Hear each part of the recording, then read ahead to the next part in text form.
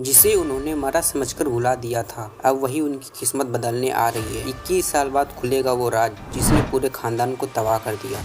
कि अंजलि की खामोशी तोड़ेगी वो साजिश जिसने अमन की जान छीन ली। और जब गौरव ने राघव से कहा अंजलि को घर ले आओ, तो राघव ने जो किया वो देख कर आपके होश उड़ जाएंगे। देखिए आज की पूरी इंटरेस्टिंग कहानी, एक भी सेकंड मिस मत करना वरना कहानी समझ ली। एपिसोड की शुरुआत होती है पद्मा आरती को बताती है कि अंजलि ने खाना खा लिया है और अब उसे घर लौट आना चाहिए। आरती सहमति में सिर हिलाती है लेकिन कहती है कि पहले उसे कली पर एक स्टोरी करनी है। इसके बाद कॉल कट जाती है। वह घर के लिए जाने वाली ही होती है तभी वेद आरती को फोन करता है और कहता है कि वह मुंबई आ रहा है ताकि वे दोनों आमने सामने मिलकर बात कर सके। आरती हामी भरती है। वेद पूछता है कि क्या उसने उसकी फोटो देखी है। आरती हंसते हुए कहती नहीं और आगे कहती है कि यही तो सबसे दिलचस्प बात है, बिना एक दूसरे को देखे वे शादी करने जा रहे हैं। फिर आरती कहती है कि वह बाद में बात करेगी और कॉल काट देती है। इसके बाद वह कली को लेकर ऑटो में बैठकर रवाना हो जाती है। वहीं दूसरी तरफ राघव अमन की तस्वीर को देखता है और अतीत की यादों में खो जाता है। गौरव उसके पास आकर कहता है कि इतने सालों बाद भी वह अमन को याद करता है, लेकिन याद दिलाता है कि अमन जिससे इतना प्यार करता था उसे ही आप घर नहीं लाना चाहते हो। गौरव सुझाव देता है कि अंजलि को वापस घर लाकर उसका इलाज शुरू किया जाए, लेकिन राघव सख्ती से कहता है कि अंजलि का नाम भी उसके सामने ना लिया जाए। और तभी अभय कहता है और गौरव की याद दिलाता है कि उनका कभी खुशहाल घर अब वीरान पड़ा है और इसके लिए वह अंजलि को जिम्मेदार ठहराता है।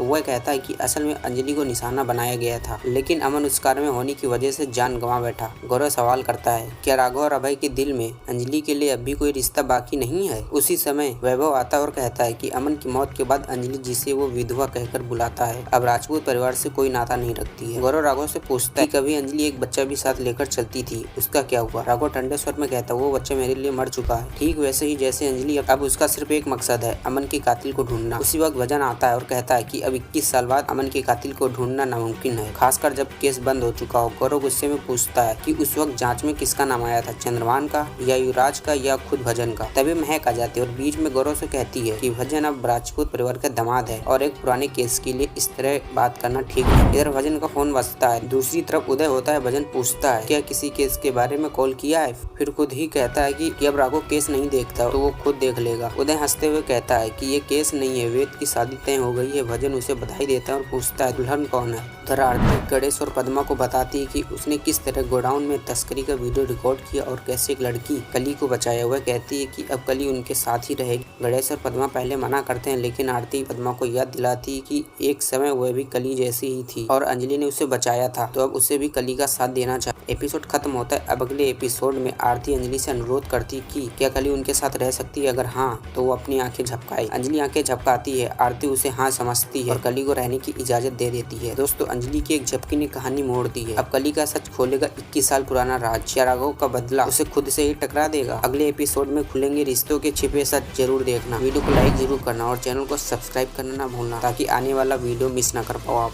धन्यवाद।